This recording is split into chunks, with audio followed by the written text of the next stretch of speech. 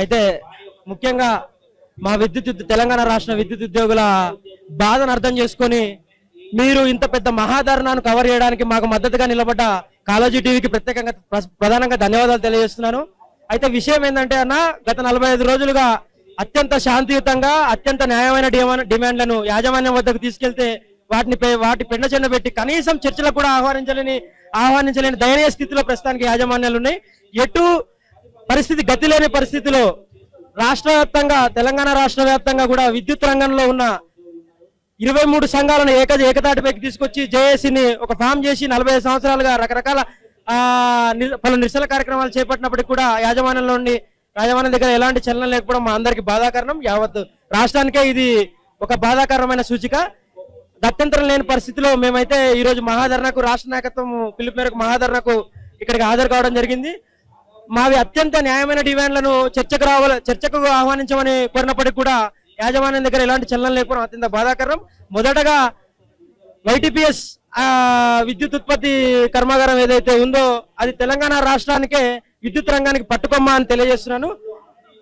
దానికి సంబంధించి 5 యూనిట్లకు గాను 8000 మెగావాట్ల విద్యుత్ ఉత్పత్తి సామర్థ్యం గల ఆ వైటీపీఎస్ ప్లాంట్ ను ప్రైవేట్ వ్యక్తులకు దారదత్తం చేస్తూ విద్యుత్ రంగ వ్యవస్థను భూస్థాపితం చేయాలనే దానికి మెట్లు పడుతున్నాయని కార్మిక సంఘాలుగా ఉద్యోగ సంఘాలుగా అదేవిధంగా ప్రజా సంఘాలుగా మేమంతా దీన్ని పూర్తి స్థాయిలో వ్యతిరేకిస్తూ ప్రభుత్వానికి కానీ యాజమాన్యానికి కానీ పలు దళాలుగా రిక్వెస్ట్ చేసినప్పటికీ కూడా ఎలాంటి చలనం యాజమాన్యం దగ్గర లేకపోవడం మాకు అత్యంత బాధాకరణం. అదేవిధంగా ఏపీఎస్సీబీ అనుబంధం లేనప్పటి నుంచి కూడా 4 కంపెనీలుగా ఏర్పడ్డది. మనది AP Genco, AP Transco, discoms, NPTCL గా ఏర్పడ్డది.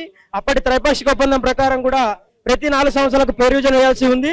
కానీ 1/4/2026 నాటికి last term agreement tenure expire అయిపోయిన తర్వాత కూడా గత 4 నెలల నుంచి మేము యాజమాన్యాన్ని రకాలుగా రిక్వెస్ట్ చేసినప్పుడు కూడా కనీసం పే నెగోషియేషన్ కమిటీ ఏర్పాటు చేయడానికి కూడా సుముఖంగా లేకపోవడం అత్యంత బాధాకరం. అదేవిధంగా విద్యుత్ రంగ వ్యవస్థనే తెలంగాణ రాష్ట్ర అభివృద్ధికి ఒక దిక్సూచి. అలాంటి పరిస్థితిలో ఆర్టిజన్లుగా 20,000 మందిని గత ప్రభుత్వం అవుట్సోర్సింగ్ ఆర్టిజన్ కార్యక్రమంగా గుర్తించి వాళ్ళని పూర్తిగా ఉద్యోగులు కాకుండా అవుట్సోర్సింగ్ కార్మికులుగా కాకుండా ఒక మధ్యస్థితిలో వాళ్ళని పెట్టిండ్రు.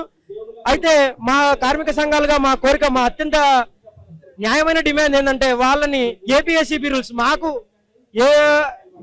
ఏపీఎస్సీబీకి సంబంధించి ఉద్యోగులకు ఏ సర్వీస్ అయితే రూల్స్ వర్తిస్తాయో అవి పూర్తి స్థాయిలో ఎలాంటి షరతులు లేకుండా బేషరతుగా అందరు ఆర్టిజన్లకు ఇంప్లిమెంట్ చేయాలనేదే మా కోరిక. అది పూర్తి న్యాయమైన డిమాండ్.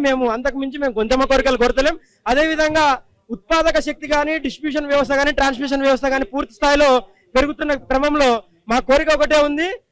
పూర్తి స్థాయిలో ఇప్పటి వరకు కూడా శాంక్షన్ కి అగెనిస్ట్ గా వేకెన్సీస్ ఫిల్ చేయాలని పరిస్థితి ఉంది. దానివల్ల సగటు ఉద్యోగి మీద కానీ కార్మికుల మీద కానీ విపరీతమైన పనిభారం, ఒత్తిడి పెరుగుతుంది. కాబట్టి మా తరపున విద్యుత్ ఉద్యోగ సంఘాల తరపున మాది ఒకటే కోరిక ఏంటంటే మనం ఉత్పాదక వ్యవస్థను, ట్రాన్స్మిషన్ వ్యవస్థను, డిస్ట్రిబ్యూషన్ వ్యవస్థను ఏ విధంగా అయితే బలోపేతం చేస్తున్నామో దానికి అనుసరించి కార్మికులను, ఉద్యోగులను దానికి సంబంధించి ఈక్వల్ గా మ్యాన్ పవర్ ని కూడా రిక్రూట్ చేసుకొని వాళ్ళందరికీ దానికి దగ్గర పనిభారం తగ్గించాలని మా కోరిక ఉందన్న ఈ సందర్భంగా తెలియజేస్తూ, పూర్తి స్థాయిలో ఈ 14 డిమాండ్లకు సంబంధించి యాజమాన్యం వెంటనే చర్చలకు ఆహ్వానించబోతే ఈ ఉద్యమాన్ని తీవ్రతరం చేస్తామని ఈ సందర్భంగా తెలియజేస్తూ, డిప్యూటీ సీఎం సంబంధిత శాఖ మంత్రి డిప్యూటీ సీఎం కలిసే ప్రయత్నం ఎప్పుడు చేయలేదా? డిప్యూటీ సీఎం గారిని కలిసినప్పటికీ కూడా మీరు ఎనర్జీ సెక్రటరీ గారిని కలవండి. ఎనర్జీ సెక్రటరీ గారు మీతో మాట్లాడతారు. మీ సీఎండీ గారిని కలవండి. వాళ్ళు దీనికి పరిష్కారం చూపిస్తారనే విధంగా ఉంది. కానీ మేము సీఎండీల దగ్గరికి వెళ్ళినప్పటికీ కూడా, మన ఎనర్జీ సెక్రటరీ గారి దగ్గరికి వెళ్ళినప్పుడు కూడా ఎలాంటి సానుకూల స్పందన లేపడంతో 45 రోజులుగా మేము వేచి చూసాం.